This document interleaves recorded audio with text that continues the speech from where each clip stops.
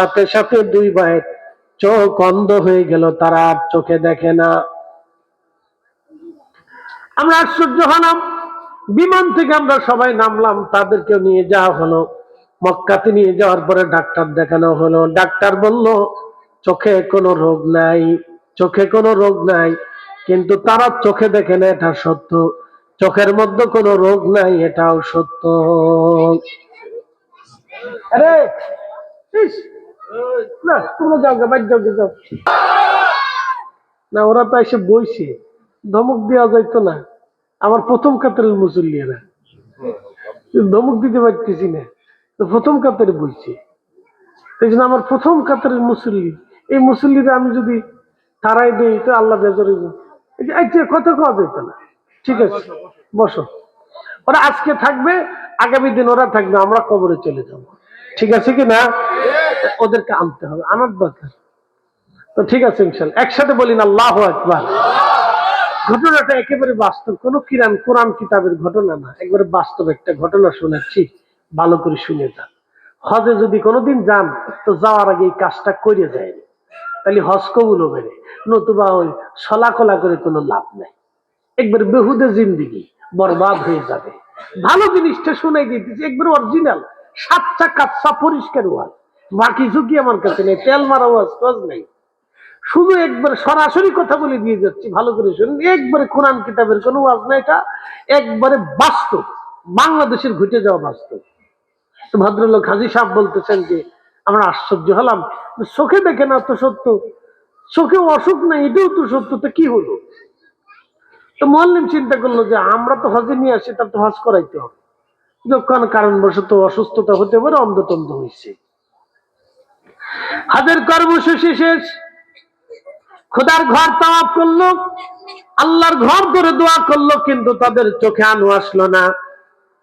হাজরে আসওয়াদ চুমা দিল, হাজরে কি বলে আরাফাতে গেল, দোয়া করলো, চোখে আলো আসলো না। মুজদালিফায় দোয়া করলো, চোখে আলো আসলো না। আহা মিনাতে দোয়া করলো, চোখে আলো আসলো না। কাবা শরীফ জিয়ারত করলো, তাওয়াফ করলো, সাই করলো, সাফা মারওয়া দোয়া করলো, চোখে আলো আসলো না। মক্কার কর্মসূচি শেষ করে তারা মদিনার দিকে রওনা করলো। প্রিয় নবীর মসজিদে, যেই মসজিদে রিয়াজুল জান্নাহ, পৃথিবীর কোথাও আর এই রিয়াজুল জান্নাহ আপনি পাবেন না। সৃষ্টির একটা জায়গা রিয়াজুল জান্নাহ পাবেন, সেটা নবীজির পবিত্র হুজরা শরীফ থেকে মিম্বার শরীফ, মিম্বার শরীফ থেকে হুজরা শরীফ পর্যন্ত রিয়াজুল জান্নাহ। এইখানটাই আল্লাহর বেহেশতের একটা অংশ। তাও আমার নবীজির পবিত্র হুজরার সাথে জান্নাতুল ফিরদাউসের একটা অংশ, এই সেই রিয়াজুল জান্নাহ। এইখানে নবীজি বারবার যাইতেন আসতেন, যাইতেন আসতেন। নবীজি বারবার যাওয়া আসার কারণে এই জায়গাটা আল্লাহ রিয়াজুল জান্নাহ বানিয়ে দিয়েছে।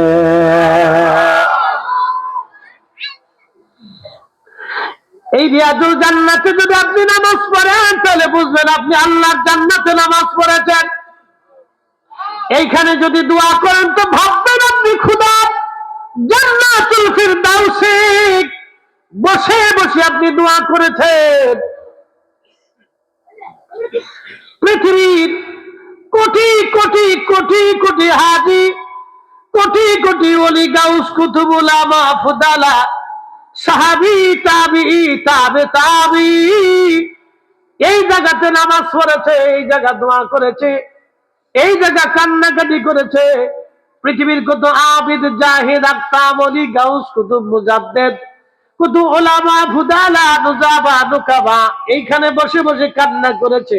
রিয়াজুল জান্নাহ, রিয়াজুল জান্নাহ। এইখানেও দোয়া করলো, কিন্তু কবুল হলো না, চোখ ভালো হলো না। মসজিদে নববীতে দোয়া করলো, চোখ ভালো হলো না।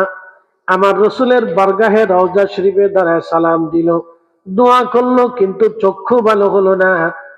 তারা হজ শেষ করে যখন আবার বিমানে উঠলো, জেদ্দা বন্দর থেকে বিমান অথবা মদিনার থেকে বিমান যখন ফ্লাই করলো, আকাশে বিমান উঠার পরে চোখের আলো ধীরে ধীরে ধীরে ধীরে আলো খুলতে লাগলো। বাংলাদেশে রেখেছে যখন বিমান নামলো, দুই ভাই একসাথে চোখের আলো খুলে গেল, অটোমেটিক চোখ ভালো হয়ে গেল। হাজিরা জিজ্ঞেস করলো ব্যাপার কি? তোমরা এতটা দিন অন্ধ ছিলে, আবার চোখ ভালো হয়ে গেল। আমরা আল্লাহর ঘর জিয়ারত করলাম, খোদার ঘর দেখলাম, আমরা অন্ধ হলাম না, তোমরা অন্ধ হলা। খোদার ঘরও দেখতে পারলা না, আরাফাও দেখলা না, মুজদালিফাও দেখলা না, মিনাও দেখলা না, নবীর বাড়িও দেখলা না, মসজিদে নববী দেখলা না, রওজা শরীফ দেখলা না। তোমাদের নসিবে হলো না। বলে যাও তোমাদের জীবনে কি ভুল ছিল, বলে দিয়ে যাও। জীবনের কি ভুল তোমাদেরকে এই পর্যন্ত মিছে আজ বলে দিয়ে যাও। দুই ভাই চোখের পানি ছেড়ে দিলেন, বলতে যে হাজিরা, জীবনের এক বড় চরম ভুল আমাদের কাছে অন্ধ বানিয়ে দিয়েছিল। জীবনের এক চরম ভুল আমরা করেছি, অনেক বড় অন্যায়। আমাদের বাড়িরও অভাব নাই, টাকারও অভাব নাই, কিন্তু আমরা আমাদের বাবা মাকে বৃদ্ধাশ্রমে রেখেছিলাম। বাবা মার বদদোয়ার কারণে আমরা হজে গেছি, কিন্তু অন্ধ হয়ে গেছি। আমরা বুঝছি কি কারণে আজ আমাদের এই করুণ পরিণতি হলো।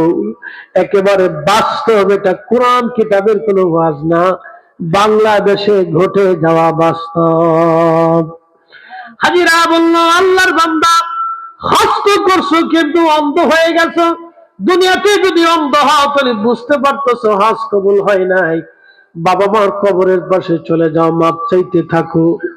ওই দরজা থেকে ক্ষমা না হওয়া পর্যন্ত যতবার হজ করো কাজ হবে না, কাজ হবে না, কাজ হবে না। যুবক, আপনাকে বলতেছি, ভালো করে বুঝে যাবেন।